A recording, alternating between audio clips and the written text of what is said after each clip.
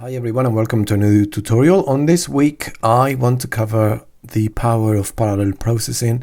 Especially I want to show you how we can actually use multiband dynamics. This technique can also be used with EQ3, but in this particular tutorial I want to show you splitting signals with multiband dynamics and then applying effects to fatten up mixes and fatten up sounds. Yeah, so if you're new to my channel, thank you so much for watching. I just want to remind you as well that I teach at Ableton as well. So if you want to learn from me, let me know as well. Okay, so there's details in the description below. Okay, let me show you what it sounds like.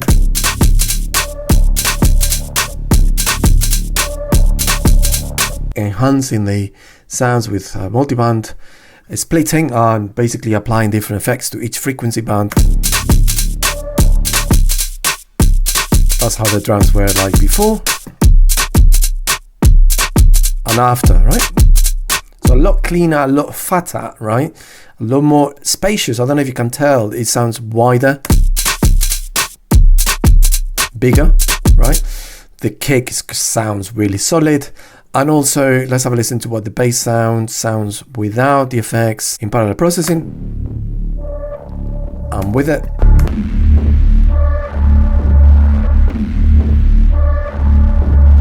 So we hear it together.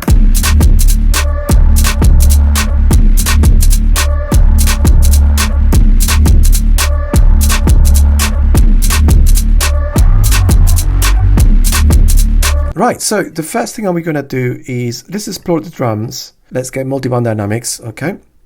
And again, you can use the EQ3, but I find multiband dynamics gives you a little bit more control because you can potentially use the compressors built in, okay? And what we're going to do is I'm just resetting them as you see there.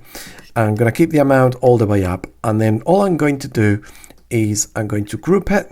So basically what we're going to do is we're going to use parallel processing. We're going to split the signal into 3 different frequencies, high, mids and lows, and apply effects to each one. And this to me is the best way to kind of emphasize and enhance the sounds that you already got in your mix. And obviously because we're working with Ableton, we can apply any effects. It doesn't have to be distortion. It can be absolutely anything we like. So the way to do it, just very simple, just duplicate the multiband dynamics 3 times. If you want to know the shortcut, Command D, as you can see on the screen there, to duplicate. On this one, I'm going to solo the highs. On this one, I'm going to solo the mids. And on this one, I'm going to solo the lows. And my suggestion as well for you guys is just to kind of like color code this. I'm going to go like this, just so visually it makes sense when you're clicking around. And then the other thing as well I would suggest you guys to do is just save it. Save it and just call it multiband splitter. Right, so you don't need to keep doing this. So now what we can do is this, we can listen to each one, but the other thing I want to do, and that's really important, is to map the lows and highs to macros. Okay, super important to do this. So you can have insane amount of control over the sound. Okay, very, very important.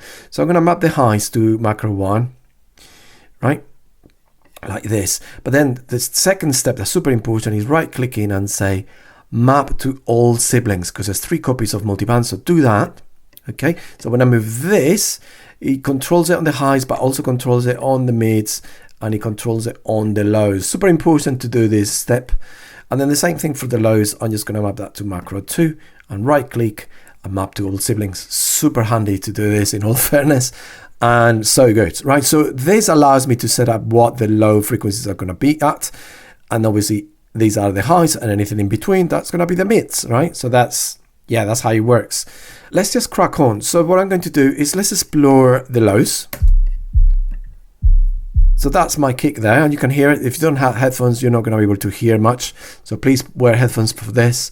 But you can see that on this, I can potentially, just use an EQ to enhance my kick a little bit. If I wanted it, I can just bring it, give it a little bit more boom if I want it. I could potentially kind of roll off the low end rumble and just keep it tight. I can even add some distortion. I'm going to not use distortion on this. I'm actually going to use another device, which is, okay, so it's the dynamic tube, okay? And I'm just going to add a little bit of coloration from like warming up tubes. I'm going to make 100% wet so we can hear it.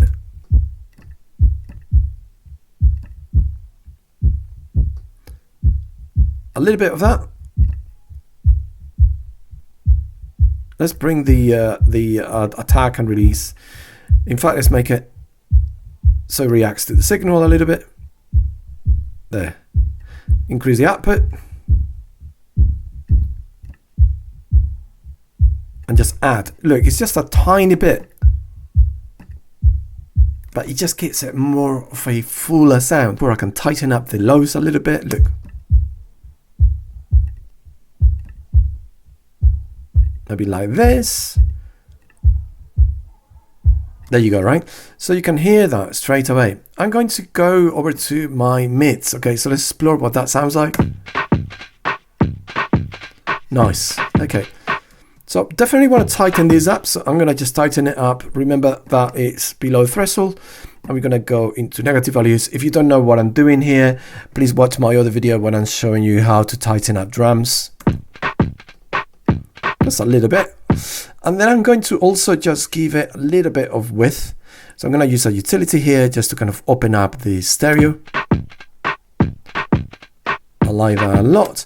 And maybe I can even add a little bit of hybrid reverb. I've got my own settings for the hybrid reverb, but I do love the fact that the hybrid reverb, you can actually add natural spaces. So this is one of my own recordings, funny enough, that I've got. And then you can sort of add a little bit of kind of like a 3D depth. But this is one thing I'm going to show you at one point as well. Let's have a listen to the highs. That's cool. Let's tighten it up a little bit. Yeah, that's cool. Then potentially I can add a little bit of overdrive just to enhance the tops a tiny bit. That's too much, obviously, right? So with overdrive, we have to be very gentle. I'm gonna give it, that's it, a little bit more top end. There, a little bit of crunch. And then of course we can potentially add a little bit of width again if we want it with a utility. But remember that this is really cool because we are only adding width to the highs. Right, so let's hear in context. Turn it off.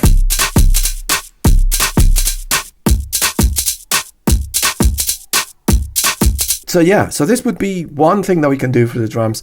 Again, we can tighten it, we can add more effects. Sky's the limit with this. We can completely obliterate them and yeah, change them up, right? So this is super important. Let's go into the bass, and I definitely want to show you. Right, this is my lows. All right, let's just make it so it's more like, yeah, like that. And because we're playing with lows, potentially what I can do is I can say, well, I don't know, I'm just going to add a utility, and I might want my lows to be a little bit more controlled, right? So maybe I can be like, okay, let's make the lows mono, maybe at least just the sub energy, right? We can even do this thing, which is really cool. We can add an auto filter that affects just the lows. And this is something that's really, really, really nice to do sometimes. So look, I'm just going to add it in here. If you want to add a little bit of crunchiness, this can be really nice for subs. So you see this is the energy for the low end. I'm just boosting it.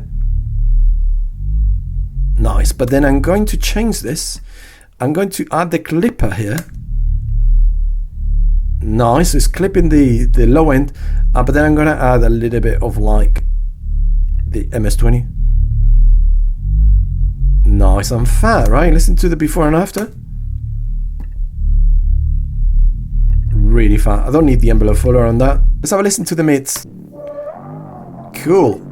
This one, I like the sound though, but it sounds kind of crunchy, right? But there's one thing that we can do with the actually spectral resonator. And the spectral resonator can actually work as a unison. Look.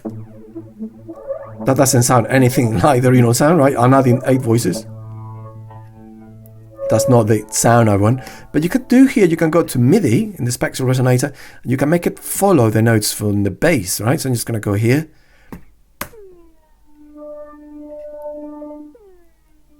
There's a pitch bend at the start of the note. So obviously that's too high, but let's go maybe minus 24. Maybe a bit lower. Yeah, that's nice.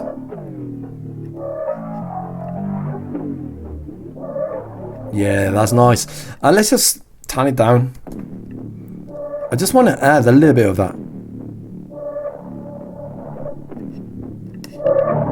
I'm gonna go to the send and make it all the way up, so I don't have to even turn the dry wet so much.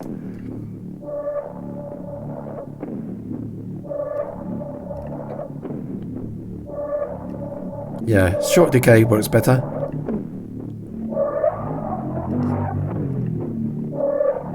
Maybe 4 voices, I think. Nice. Okay, so it's this really nice crunch, right? And then if we have a listen to the highs, they're really quiet. I'm just gonna use this to actually bring the background noise just for the highs. So I'm gonna click and go up. Click and drag up. To bring that nasty sort of gnarly kind of sound. And remember, you can do this because we're working with multiband dynamics.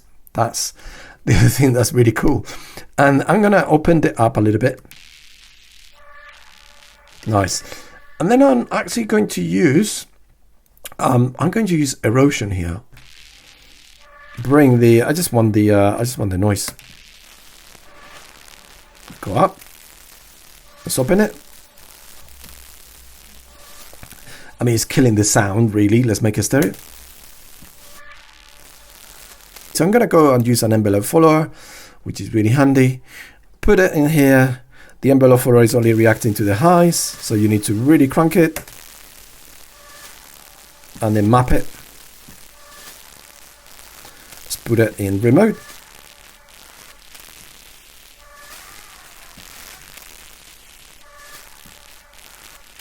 There you go, nice. So let's have a listen to this with all the effects. Let's turn it off. So that's how it was before, and now with the effects. I think this I'm gonna dial it down a little bit because it's adding too much fizz. So I'm gonna go over to the multiband dynamics and just say, okay, just ease that off a little bit.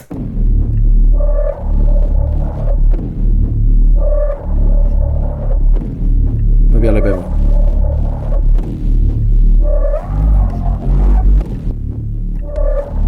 You see? Now let's hear it in context, right? So let's hear the new version.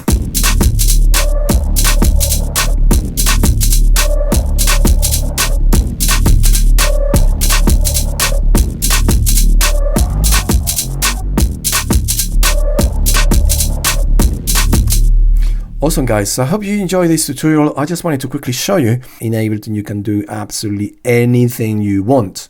You don't need to buy third-party plugins. You don't need to buy all these additional things if you don't want to, because Ableton gives you absolutely everything. I can't emphasize this enough. Anyway, thanks so much for watching all the way to the end. I hope you enjoyed this tutorial. Leave a comment, give us a like if you like the video as well, and subscribe if you haven't done so yet. And also reminding you as well that I teach Ableton Live. Check the description, okay? So if you want me to teach you, all the information is there. I also have my own sound design course that you can take online, which is it's like a 3-hour course on the basics of sound design. And I also have got a preset pack, which is, I absolutely love it. I think it's some of the best sounds I created for Operator and Wavetable. So anyway, guys, enjoy, and I'll see you on the next video. Take care, everyone.